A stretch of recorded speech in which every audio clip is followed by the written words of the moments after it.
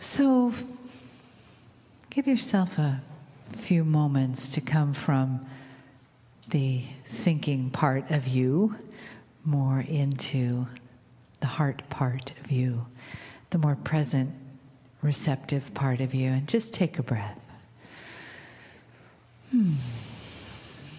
Let your body soften in your chair. Just relax. And if you haven't already, take a moment to just feel the love in the room. Because that is what we are here together to do, to be, to create, to appreciate, is the love in the room. What happens when we come together as family? What happens when we come together in the arms of the entourage?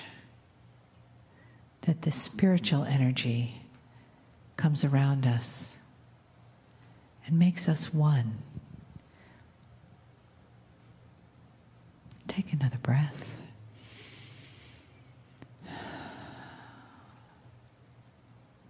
And just let that be as it is, for what it is, in this moment.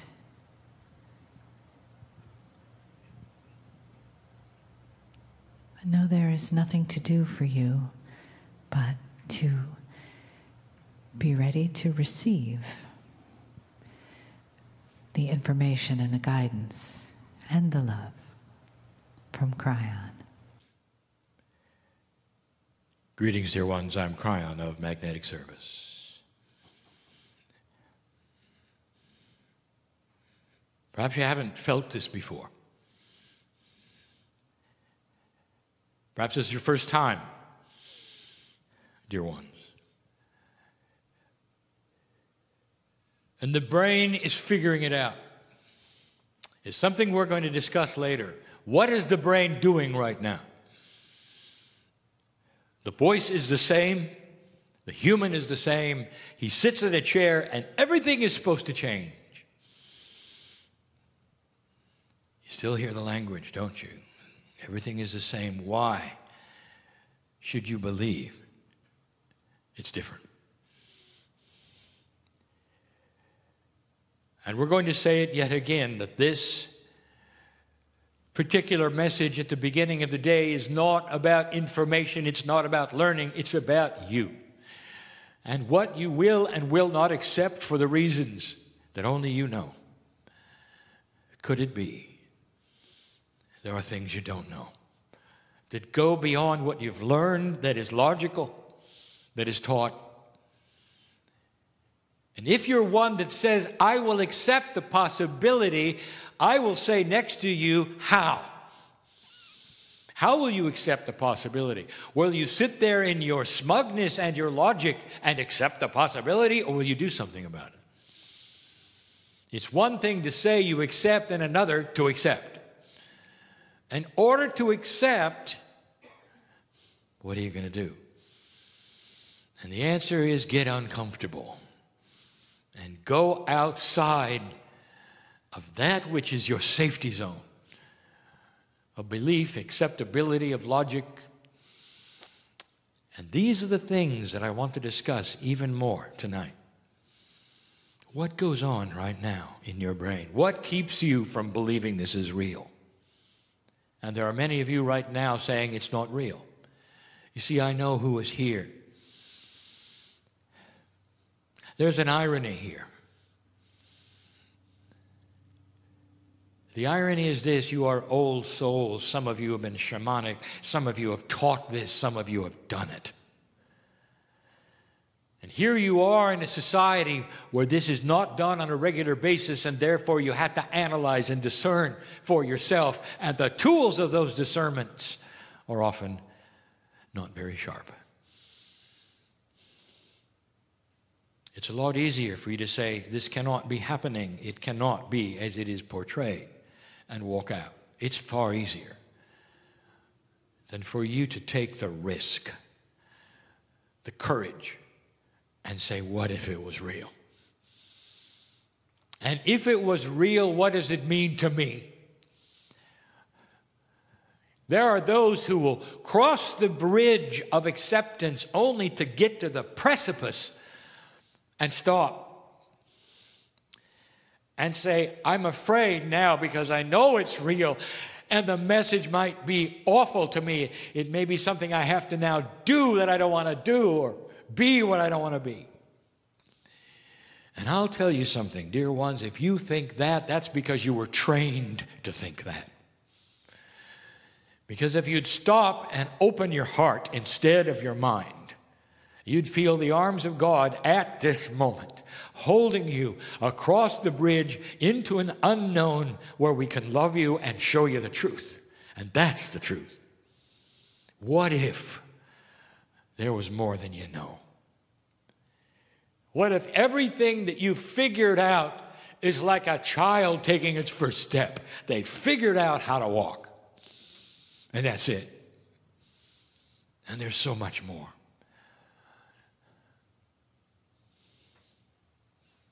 Some of you have teenagers. Made up their mind, have they, on what life is about and that you are a little dumb. And you're not going to tell them anything.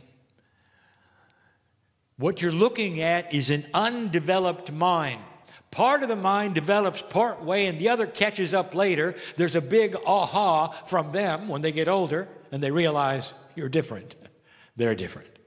And you all have a good laugh. But what happens in those moments when you make the decision that you know everything and that maybe what you're looking at is a little stupid? Do you see my point? It's relative, isn't it? Old soul, you have been everything. So many of you are so old to this planet that the experience in your Akash is overwhelming. You've been everything. In that been everything, you have taught these things. You've been the shamans. You can relate to God. Some of you don't want it now because of what's happened in the past. You know I'm right, and you sit there. Perhaps you're new to the whole organization of spirituality, and you sit there and you know that you're shamanic, but you don't want to do anything about it. Not this time, you say. Too much trouble, you say. But you know I'm right. You know I'm right. You're more than you think you are, more than society says you are. And that Akash that you have is becoming more active. You can feel it in your dreams. You can feel it in what you do. There are so many of you right now who want to do something for the planet, that you want to heal somebody or something. You want to go the next step. Many of you are retired, not ready to go the next step. This is not the place where you do it. Not in your life, and yet you're feeling a pull or a call to know more and do something. There is an awakening of your Akash that remembers who you are. That's the only way it has to express itself, dear ones. Only way. There are artists in the room, and you know what I'm talking about, because when you're painting or when you're sculpting or when you're designing or when you're writing, there is no better place on earth. Time goes out the window and a smile is there in your heart because you are channeling spirit. That's what you want to do. You want to get back into that groove because you're an old soul and you remember being there. And I'm here to tell you, you're already in the groove. You're an old soul at this time of life on this planet. You've got work to do. And that work is to, dear ones, that work is to know this is real. That's the work today. To know this is real. To know that you are loved and known by God. You don't have to change anything you don't want to, but why would you reject greater love, longer life, more peace, less drama, and puzzles being solved in your life? Why would you ever reject that? That's what we want to talk about tonight.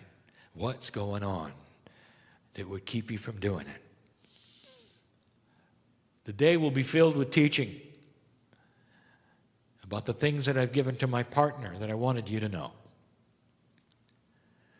The day will be filled with you, with the ability to meet people you don't know in the room who may very well have answers to the questions you brought. Synchronicity is the key. You're here for a reason, and it's not necessarily the one you think. It's beautiful, isn't it, that we know you so well, that you can count on the unexpected and things happening beyond all odds. That's who you are. Do you take the risk? Is this real or not? And so it is.